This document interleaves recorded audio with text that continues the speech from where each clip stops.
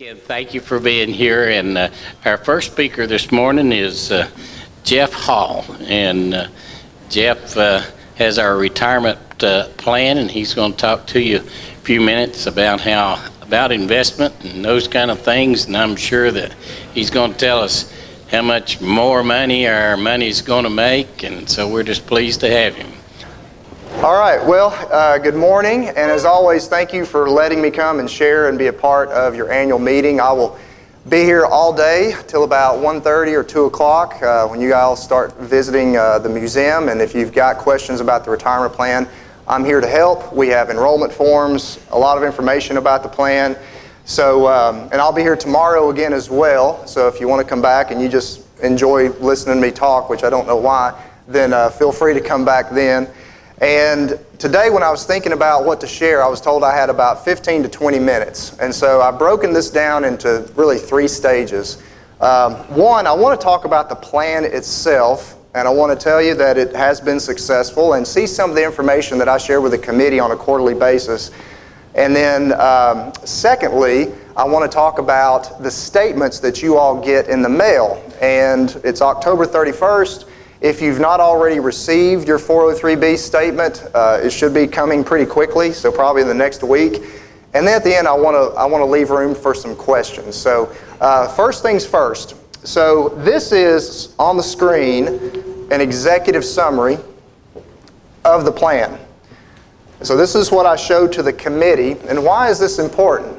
Well, you can't really see a lot of the information, but let me walk you through this. So that blue line at the top is the balance of the plan and how it's grown over time. So the plan right now is about $7.6 million. And as of the end of Q3 2013, it was $6.1 million. And I want to have this conversation so that you understand the mechanics of it, because I think this is important. In the bottom right-hand corner of this page, it says the portfolio dollar gain-loss history, and it says past 5 years. In the past 5 years, the retirement plan has made $2.2 million. So the big question is, are you participating in the plan to get that kind of money? So if you're not, unfortunately, the last few years have been really, really good to be investing pretty much anywhere. Okay, I don't know where things are going to go from here at this point. You know, there's always things that make headlines.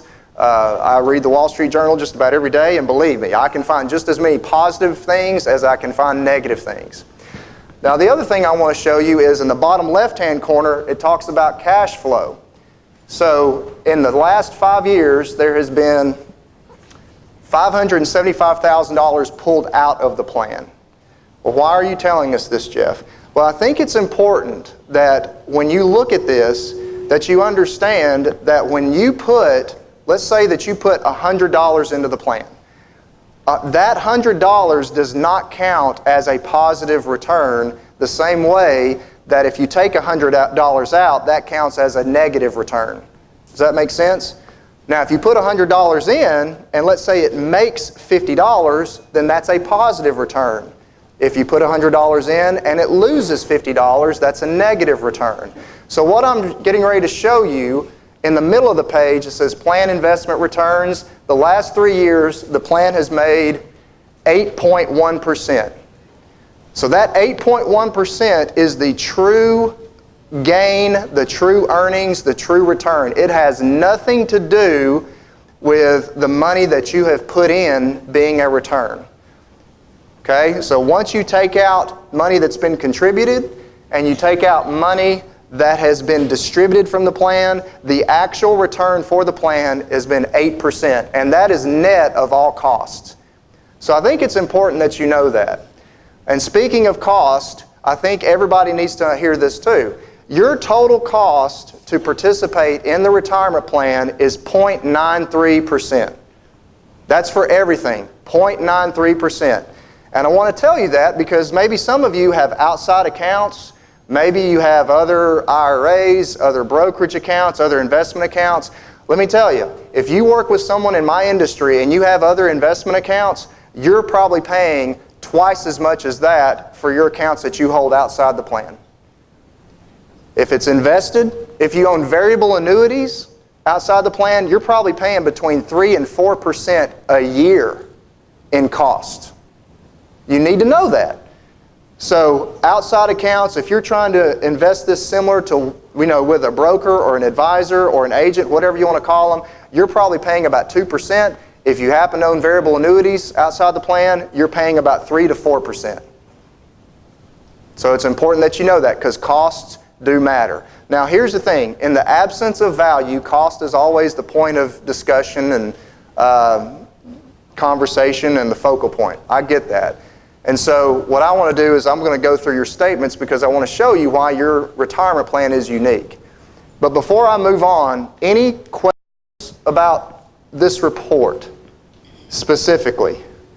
Everybody understand that returns are returns, contributions are different. Everybody understand those are two different things. Okay? Any questions? Dee, Sandy, Kathy, ladies? Nothing? Okay. Gotcha. All right. We'll go to the next one, Nick. Let me just use this. Okay.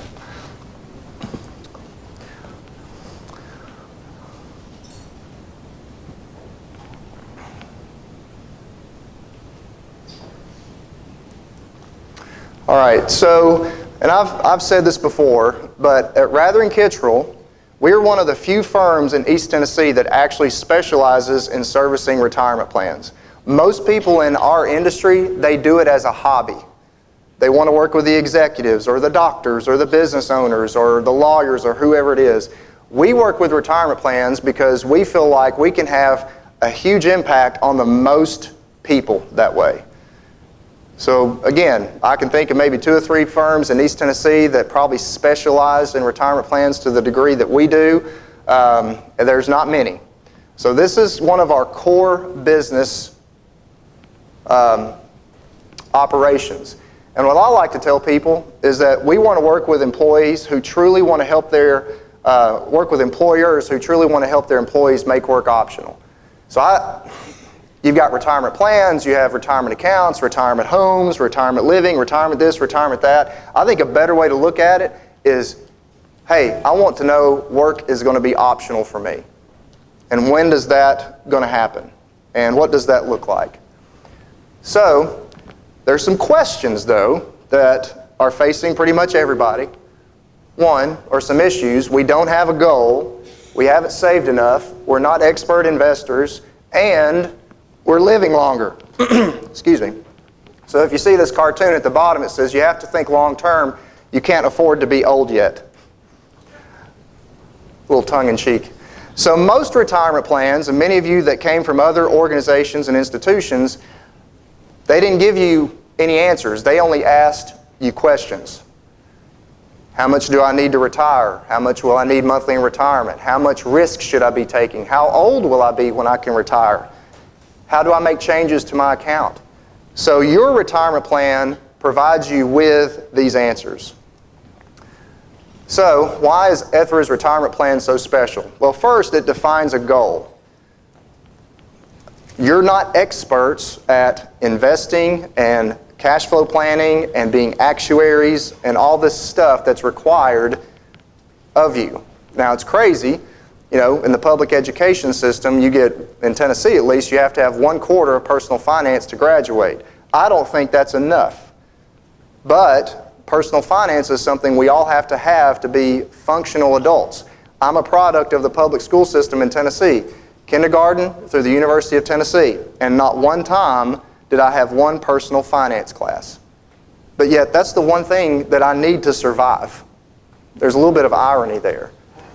So, how do you even know where to begin? Well, we start by giving you a goal, and we take some information to give you that goal. But number 2, you need to know how much progress you're making towards that goal. And 3, your retirement plan manages your account towards that goal while it's showing you the progress.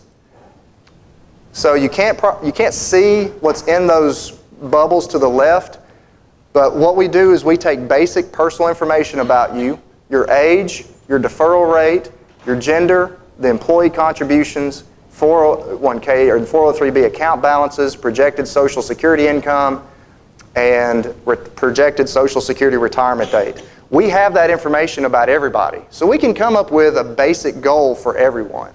But then you can add other information like spousal assets, other IRAs, other retirement accounts, pensions, rental income, etc. When we add those two together, you actually have a personalized result or goal for your retirement. So when you get your statement, and most of you all that have been in the plan, you get a quarterly statement. On the last page, you see something that looks like this. Well, I'm in finance, and when you're helping people try to define what they want to achieve, you've got to start with some information and some assumptions. Well, this is a list of the assumptions that we use for you. So I want to go through this and walk you through what each one of these lines are and why they're important. So the first thing is your age. We know how old you are. That's important. The second is a retirement target age. Where do we come up with that? Well, we assume you're going to retire at full retirement age for Social Security benefits. For everybody in this room, it's between ages 66 and 67. That's our starting point. If we can't hit that goal, then we can add up to 3 years worth of work. So that's where our retirement target age begins with. And then your Social Security normal retirement age, if you're ever wondering what your normal retirement age is for Social Security, look on your 401k statement because it's on the back page. Contribution years remaining. We take your target retirement age, we subtract your current age, and that's how many more years you have to save and invest into the plan. Then we take your current compensation, we multiply it by 70%, all right? So if you make 40 grand, 70% of that's $28,000 on an annual basis. That's what we're shooting for. But then we divide it by 12 because most of us, we pay our bills monthly. And so it's better to see, hey, what's my income going to be on a monthly basis as opposed to on an annual basis. That's more applicable. And then your Social Security benefit start age. And then that little gray box at the bottom, that actually shows up on the front page of your statement as sources of income. And if you've never added any income or any other additional information, the only two things on the front page of your statement are going to be your retirement plan and your Social Security. Those are going to be your two sources of income in retirement. So if we keep going, over on the right-hand side, shows your current savings rate. That's how much you're saving. Below that is the company contribution rate. Okay, this is a sample report. Your plan matches 100% on the first 5%. Okay, that's a very healthy match, and you're immediately vested, which means it's all yours. You don't have to work here for a number of years for it to be vested. So you add those two together, you get your total contribution rate. So these are the assumptions that go into this. And look, our firm, and you include Tennessee Pension Administrators, which is a part of our group, we have our hands involved in over 400 retirement plans. Okay, that's a lot. We see vendors and providers all the time. I know what's out there. You can ask me just about any vendor here and I would be able to tell you what's good and what's bad about them and what I don't like and what I do like. This is the most robust planning that I've seen being pushed out to retirement plan participants in the industry. And the biggest part of it is it's personalized. So if you think about it, we've got all these assumptions, and then what happens? Well, we have your current retirement plan balance, and then we have a projected plan balance at retirement. That projected plan balance at retirement comes from your savings rate, how long you save, how long, obviously, when the company's putting money in, how long that money's going to go in. Well, then there's an investment component for it. This is also on your statement. And let me stop and talk about investments for a second. Who here, well, don't raise your hand because that's no one else's business, but if you've got outside investment accounts, okay, IRAs, brokerage accounts, not money in the bank, but actually money that's invested in stocks and bonds and mutual funds, etc., if your returns look better or worse than your returns in the retirement plan, there's a good reason for that. It's because they're probably invested differently. And it's also because you're probably paying more cost for those investments too.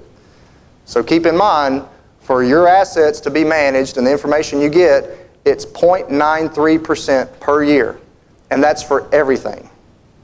And ETHRA actually picks up some of the cost for you, so they pay for that cost out of pocket for some of the administrative duties that are being paid for. But back to the investments. I have been in my role in my industry for almost 20 years. People like me tend to want to make things complicated and talk like we're smarter than everybody else.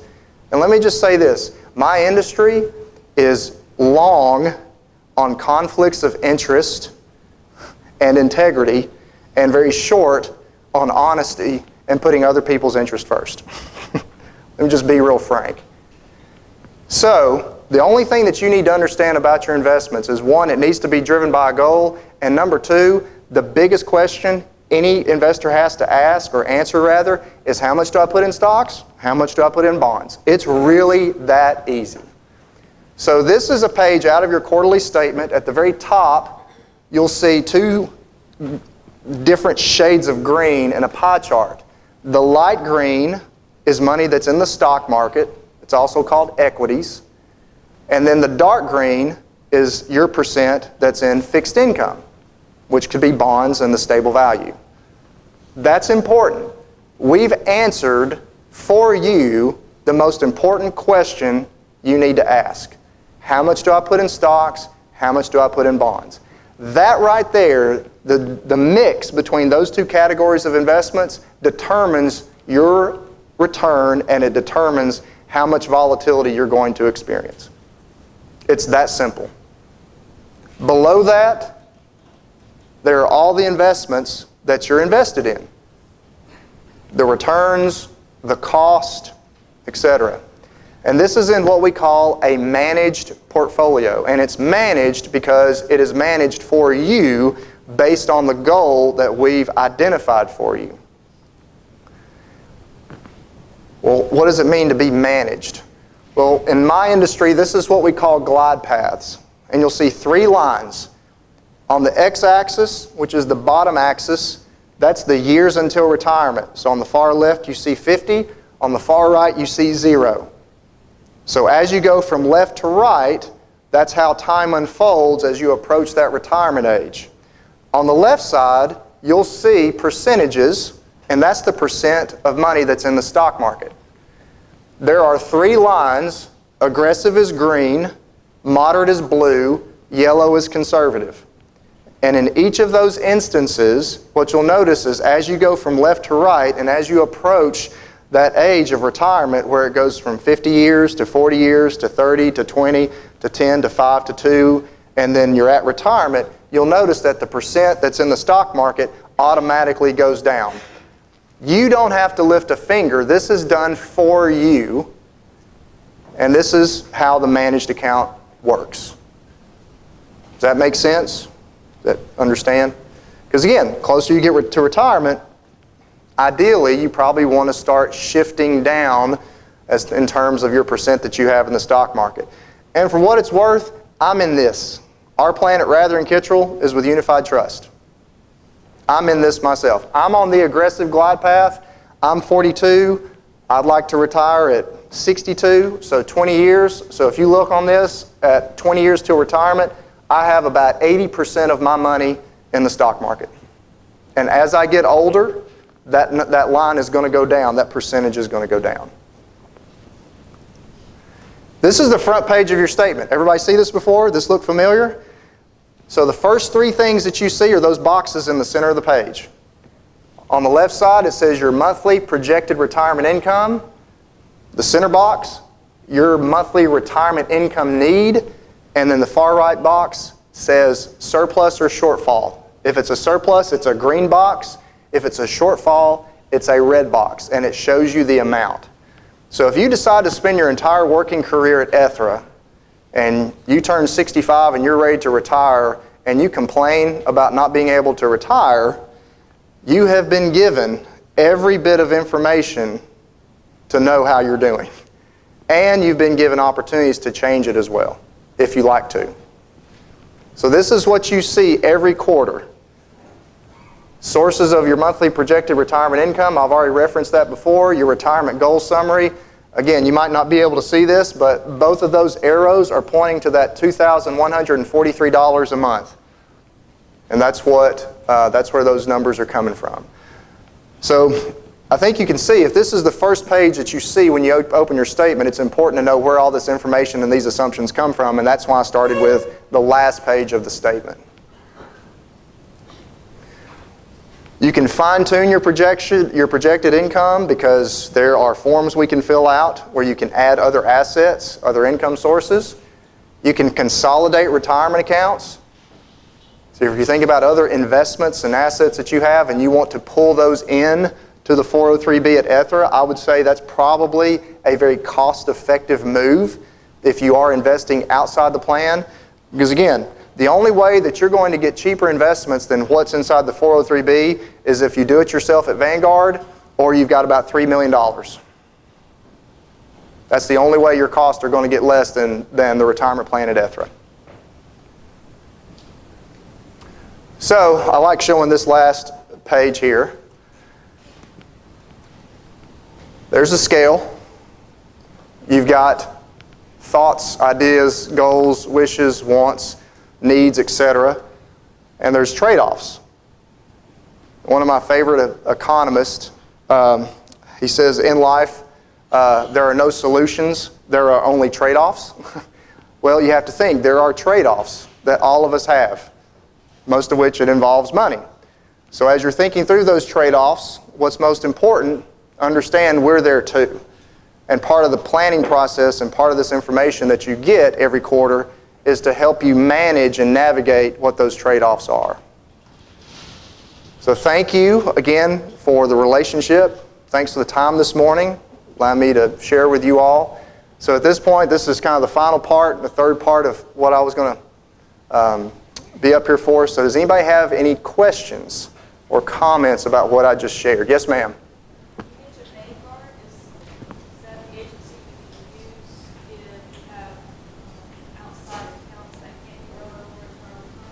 I think Vanguard is a great institution. You're not going to get good service because they've gotten so big. But if you could get on the phone that can help you and just set up something very simple and easy, then yes, I think they're a great option. And you have some Vanguard funds in your retirement plan right now as it is.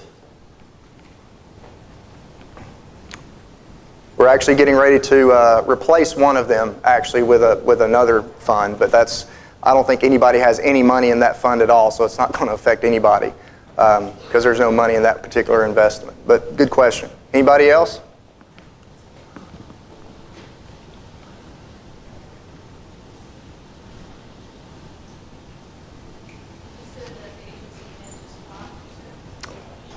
Dollar for dollar up to 5%. And it's immediately vested. So some places you may have to work there 6 years before you are completely vested in what the company has put in. I mean, your money is always your money. But some places, for the money that they put in, they make you work there for a certain period of time before you can take that with you and it's all yours. Mm-hmm. It is good. Yeah.